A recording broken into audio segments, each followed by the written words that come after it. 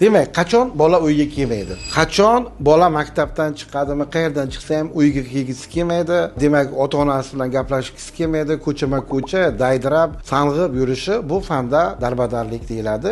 Qayerdadir darbadarlik sindromi. Darbadarlik sindromi bu inson o'zini uyi bo'lsa ham, yaxshi oilasi bo'lsa ham, moddiy muammosi bo'lmasa ham, ota-onasi bilan yaxshi gaplashsa ham, u uyga kelgisi kelmaydi. Chunki bolaning nuqtai nazari boshqa. Bola qachon darbadar bo'lmaydi, ya'ni qachon u qayerdan chiqsa ham uyga intiladi. Bir, xavfsiz muhit. Mening uyim xavfsiz. Hech kim menga jismoniy yoki ruhiy xavf solmaydi. Jismoniy xavf tushunarli, ruhiy xavf bu so'kish, uni hurmat qilmaslik, uni haqorat qilish, unga u yoq bu yoqda. Mana shu. Ikkinchi, e'tirof. Meni e'tirof etadi. Men oddiy bir qanaqadir bolacha emasman, men shaxsman. Mani zonam bor, muhitim bor, menim bor, xohlayman, xohlamayman buni e'tiborga oladi. Uchinchisi ishonch. Bu juda qimmat, noyob qadr-qimmat. Ishonish kimgadir. Gapirish oson, lekin aslida ko'pchilik ishonch berishi qiyin. Bola biladi, menga ishonadi. Shu bugun men 2 olganligimni, shu bugun kimlardir tortishib qolganligim, shu bugun qanaqadir shumlik qilib qo'yganimni ota-onamga tushuntirsam,